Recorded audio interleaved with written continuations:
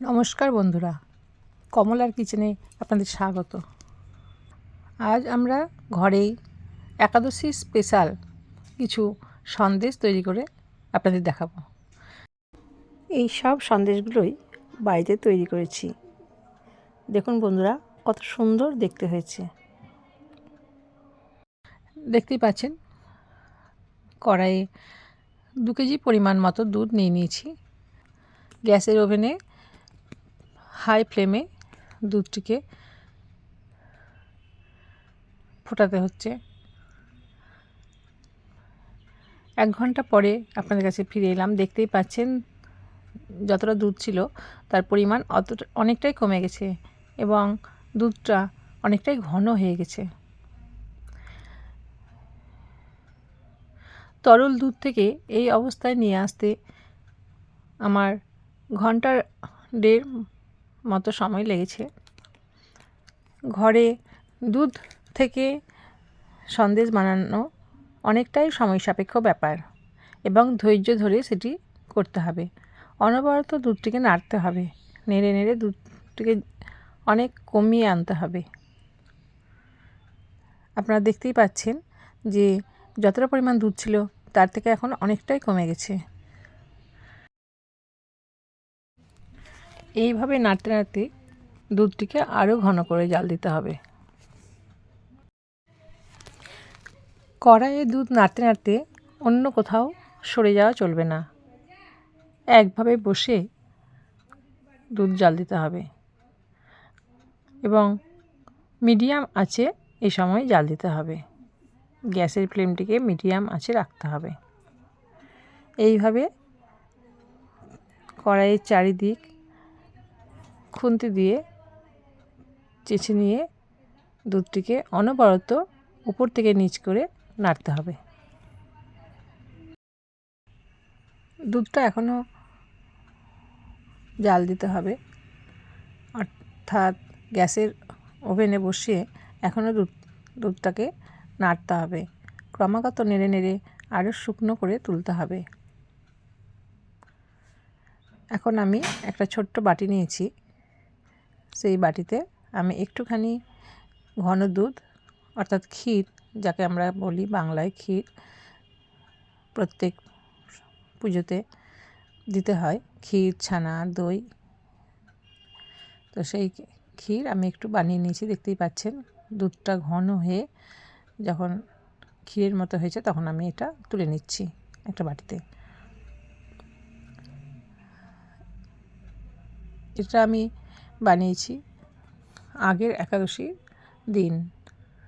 প্রত্যেক একাদশীতে আমি ঘরে একটুখানি ঘি, একটুখানি ক্ষীর, একটুখানি ছানা আর এই সন্দেশ তৈরি করি। দুধটা অনেকটাই ঘন হয়ে এসেছে, কিন্তু আমাদের আরও নাড়তে হবে।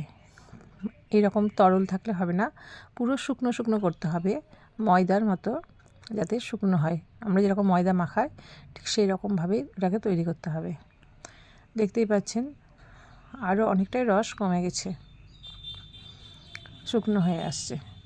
এভাবেই অনবরত গ্যাসের ওভেনে বসেই জাল দিতে হবে।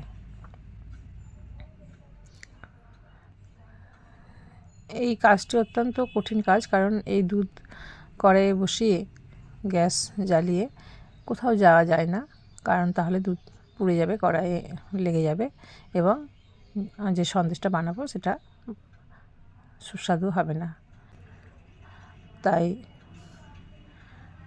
ধৈর্য ধরে গ্যাসের কাছে বসে এই দুধটি ঘন করতে হয়।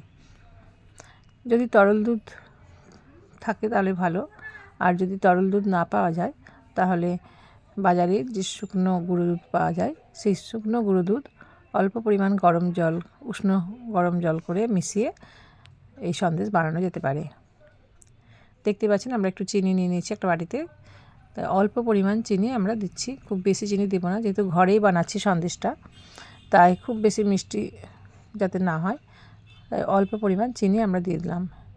যখন শীতের সময় আসে তখন খেজুর গুড় বা নলেন গুড় দিয়েও সন্দেশ বানানো যায়। এখন নলেন গুড় শেষ হয়ে গেছে, তাই এখন আমরা চিনি দিয়ে বানাচ্ছি। এখনও মিশ্রণটিকে আরও ঘন করতে হবে, আরও শুকনো শুকনো করতে হবে। চিনি দেওয়ার জন্য চিনিটা গলে গেল এবং চিনি দেওয়ার জন্য মিশ্রণটা একটু তরল হয়ে গেল। আমাদের আরও একটুখানি জাল দিতে হবে। খুব এই সময় গ্যাসের ফ্লেমটি মিডিয়াম থেকে লোয়ে রাখতে হবে, কারণ যদি হাই ফ্লেমে দিই তাহলে পুরো কড়াইটি পুড়ে যাবে। কড়াইয়ে যে দুধটা আছে সেটা পুরোটাই পুড়ে যাবে, তাহলে আমাদের সন্দেশ ভালো হবে না। এই মিশ্রণটিকে জাল দিতে হবে এবং আরও শুকনো করতে হবে।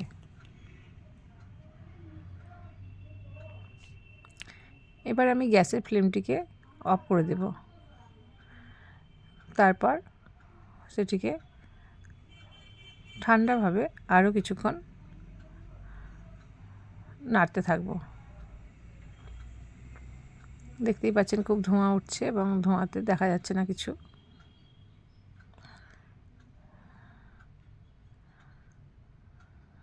অনবরত নাড়তে হবে, না হলে এক জায়গায় জমে যাবে এবং কড়াইয়ের নিচের অংশটা পুড়ে যাবে।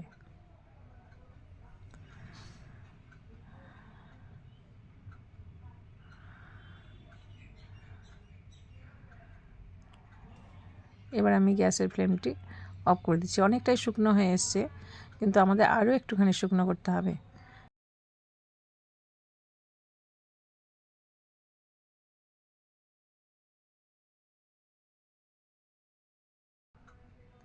দেখুন বন্ধুরা, আমি গ্যাসটি অফ করে দিলাম। 4টে এলাচ গুঁড়ো করে রেখেছিলাম, সেই এলাচ গুঁড়ো আমি এর সঙ্গে মিশিয়ে দিলাম মিশ্রণটিতে। এতে সন্দেশগুলি এলাচের গন্ধে সুন্দর সেন্ট বেরোবে। এইভাবে গ্যাসের ওভেনের উপর রেখে গ্যাস বন্ধ করে দিয়ে কিছুক্ষণ নাড়লেই মিশ্রণটি শুকনো শুকনো হয়ে যাবে। তাহলে আমাদের সন্দেশ বানাতে সুবিধা হবে।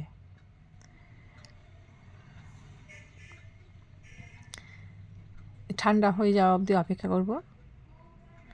এরপর আমরা কড়াইটিকে নিচে নামিয়ে নিয়ে পুরো মণ্ডটা তুলে নেব।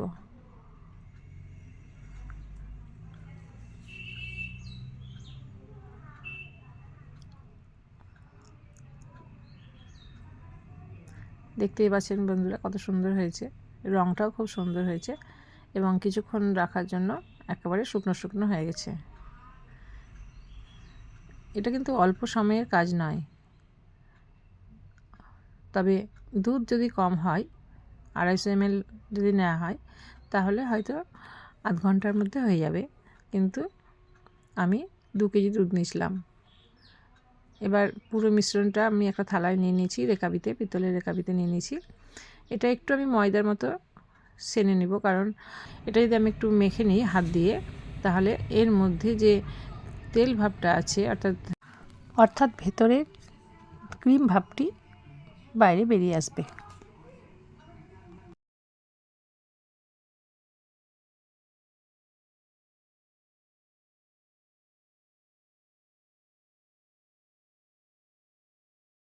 দেখতেই পাচ্ছেন যে কেমন তেল তেলে হয়ে গেছে। এবার এটিকে আমি ময়দার লেচির মতো কয়েকটি লেচি করে নেব, কারণ একসঙ্গে তো আর অতটা মোয়া লেচি না করলে হবে না, তাই ছোটো ছোটো করে সেনে নেওয়ার জন্য আমি ছোটো ছোটো লেচি কেটে নিলাম।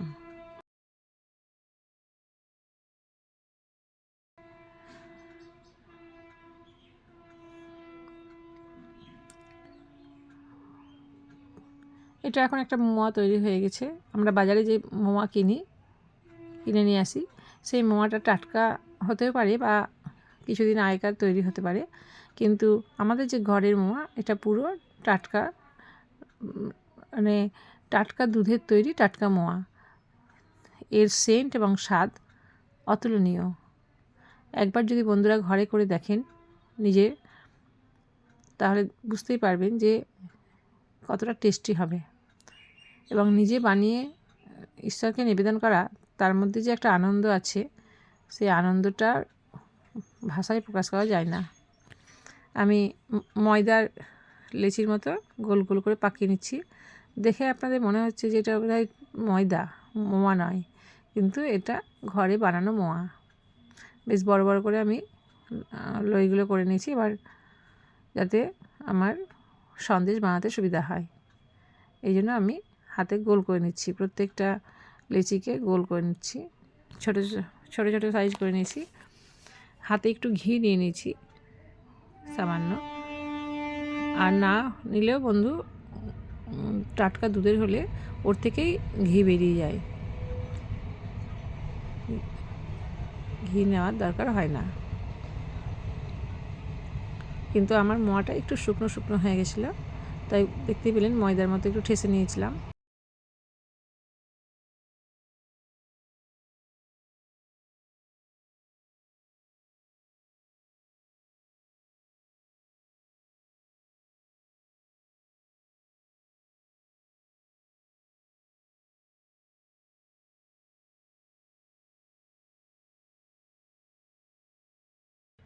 বাকি যে লেচিগুলো কাটা আছে সেগুলোকেও আমি গোল করে নিব।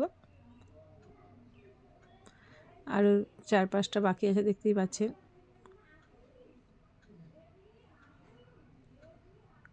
আপনারা ঘরে অবশ্যই তৈরি করবেন এবং কমেন্টে জানাবেন যে আপনাদের এটা করতে কতটা সময় লেগেছে এবং আনন্দ কতটা হয়েছে।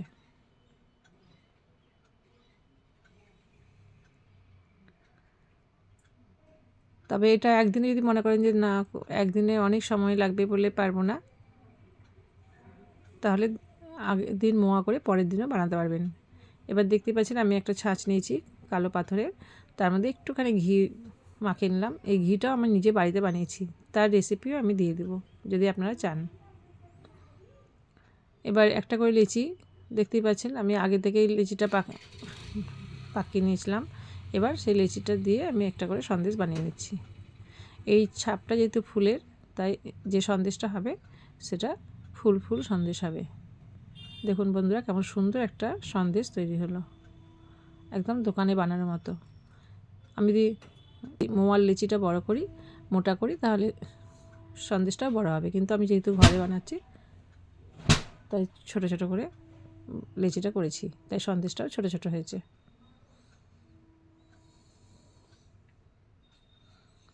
দেখতেই পাচ্ছেন বন্ধু, নিজের বাড়িতে বানানো দোকানে কেনার মতো।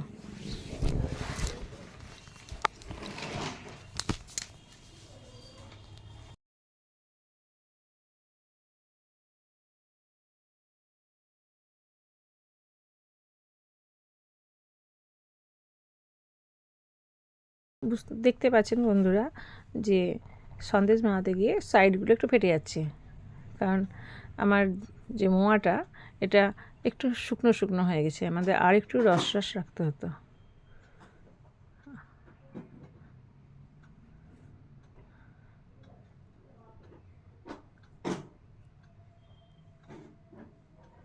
আসলে আমি মোয়াটা সকালবেলায় স্কুল যাওয়ার সময় তৈরি করে রেখে গিয়েছিলাম, আর এই সন্ধ্যের সময় এসে স্কুল থেকে এসে বানাচ্ছি।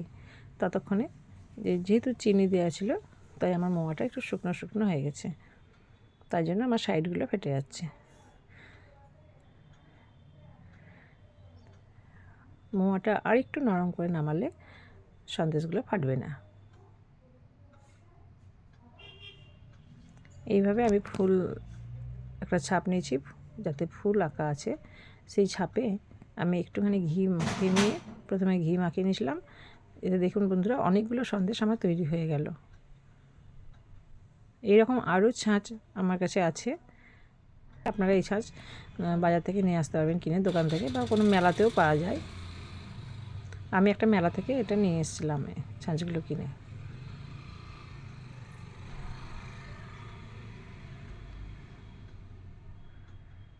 দেখতেই পাচ্ছেন কত সুন্দর সুন্দর সন্দেশ তৈরি হচ্ছে। এবার অন্য ছাঁচে আরেকটা ছাঁচে আমি ঘি মাখিয়ে নিচ্ছি। দেখতেই পাচ্ছেন এই ছাঁচটা ফুল নয়, অন্য ডিজাইন। এইভাবে দেখুন এটা আর একটা ডিজাইন, এই ছাঁচটাও আলাদা, এতেও আমি একটু ঘি মাখিয়ে নিচ্ছি। এই ছাঁচটাও অন্যরকম একটা চৌকো ছাঁচ, এতেও আমি একটু ঘি মাখিয়ে নিলাম। একসঙ্গে আমি ছাঁচগুলোতে ঘি মাখিয়ে নিচ্ছি। আর এই যে ছাঁচটা দেখলেন, এতে আমি কয়েকটি করলাম, 8টা সন্দেশ বানিয়েছি, তারপরে ঘি মাখিয়ে নিচ্ছি। আর এটা একটা অন্য নূতন ছাঁচ, এতেও আমি একটুখানি ঘি মাখিয়ে নিলাম। এবার আমি বাকি যে লেচিগুলো আছে একটু একটু করে একটা করে সন্দেশ বানিয়ে নেব। যেহেতু এই ছাঁচটি ছোট, তাই আমার সন্দেশটা বেশ মোটা হচ্ছে।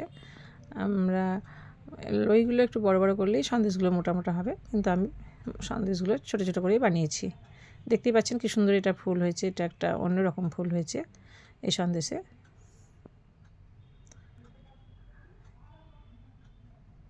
এতে আমি আর একটা বানিয়ে নিলাম। প্রথমেই বলেছি এটি অনেক সময় সাপেক্ষ এবং খুব ধৈর্য ধরে বানাতে হবে। ঈশ্বরের প্রতি ভক্তি থাকলে, ঈশ্বরকে নিজের হাতে নিবেদন করে দেওয়ার ইচ্ছে থাকলে নিজের হাতে বানানো যাবে। এবার দেখুন বন্ধু, এই ছাঁচটি অন্য চৌকো ছাঁচ, এই ছাঁচেও আমি একটি সন্দেশ বানিয়ে নিলাম।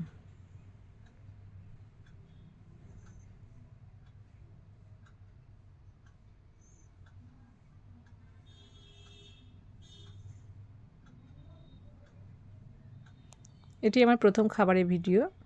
আপনাদের যদি ভালো লেগে থাকে তাহলে প্লিজ একটি সাবস্ক্রাইব করে দেবেন এবং লাইক করে দেবেন। দেখতেই পাচ্ছেন কি সুন্দর একটা ফুল হয়েছে এবং সন্দেশটাও আলাদা হয়েছে। এবার দেখুন বন্ধু, অন্য ধরনের একটা ছাঁচ নিয়েছি, অন্য ডিজাইনের।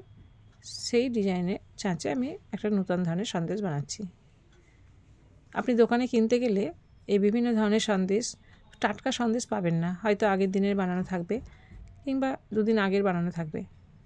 সবসময় টাটকা সন্দেশ পাওয়া যায় না, কিন্তু এই সন্দেশগুলো একদম ঘরে টাটকা বানানো।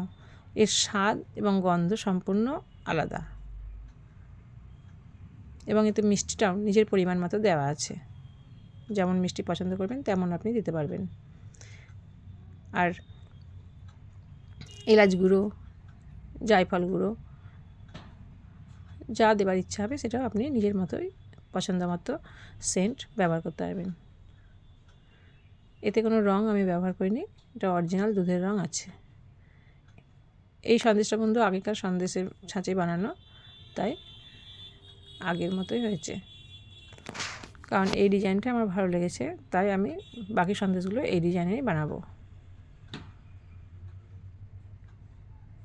দেখতেই পাচ্ছেন কতগুলো সন্দেশ আমার তৈরি হয়ে যাচ্ছে আস্তে আস্তে। এইভাবে আপনারাও বাড়িতে বানানোর চেষ্টা করবেন। দেখতেই পাচ্ছেন বন্ধুরা, 5 রকমের সন্দেশ ইতিমধ্যে আমি বানিয়ে ফেলেছি।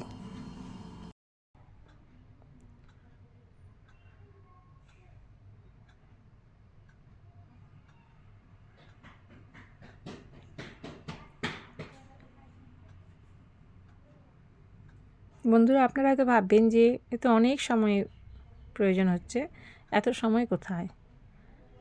হ্যাঁ বন্ধুরা, এই বাড়িতে সন্দেশ বানাতে গেলে একটু সময় দিতেই হবে।